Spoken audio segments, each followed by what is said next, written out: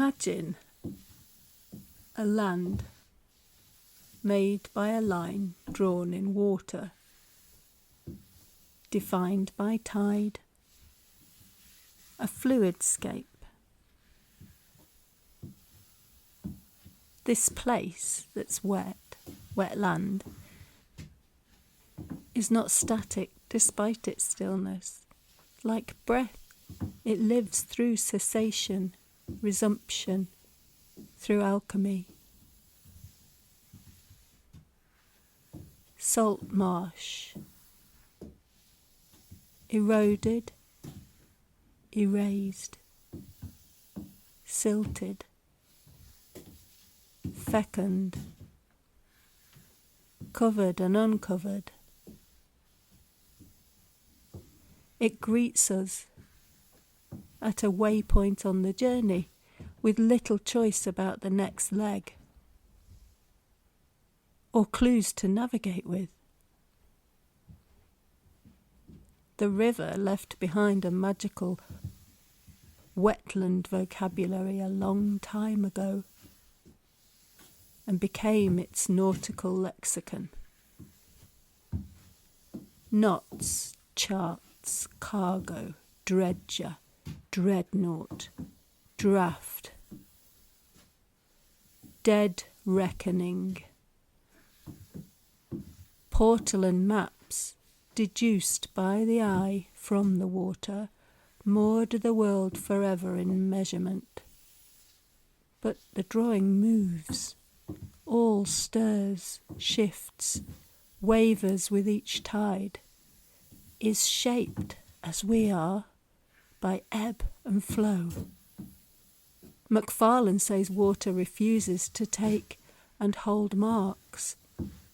The dart, unfathomable yet colonised, drained and pilfered. For power, for mineral, for sustenance, for rinsing our industrial sins. The legacy still filtering down, caught by salt marsh, silently absorbing our deeds and offering reparation. The dart, elusive yet a constant companion, confidant, counsel. I've cried so many tears into this river, sometimes I wonder if I made it brackish.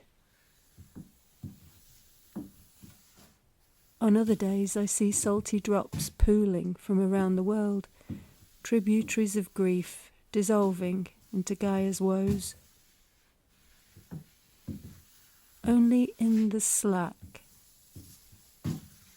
the pause, the breath, can the sorrows turn around and retreat downstream. We're on the cusp, like the wetlands, salt marsh, waxing, waning, pulsing, flooding, draining, subsisting between places always dry and places always wet. Salt marsh, hinterland, edgeland liminal, a new space, a third space between water and land. An imaginal, a crossing to the other worlds. Remember the mythical Selkie? She is of water and of land. It oscillates with some between repulsion and fascination, this boggy stuff of mystery, fertile dreams, the dark decay and decomposition. Tolkien's marshes were dreary and wearisome, cold and clammy and forsaken, with dark greasy surfaces and scummy livid weed. The veil is thin here. Spirits mingle with kingfishers. Squelching in the oozing hummus, tales are held, carried down by sticks and stones and feathers and bones. They rise up in the burbling around the reed bed. Like Oswald's secrets, buried at the beginning of sound, before Moses was a twinkle in his mother's eye. Saltmarsh is another mother, a pioneer, nurturing and life-giving, adapting and surviving. Can't outrun threats, as the oak that gave their name to the river. It defends, protects, attunes, is vigilant. My drawing creates itself, erasing and redrawing.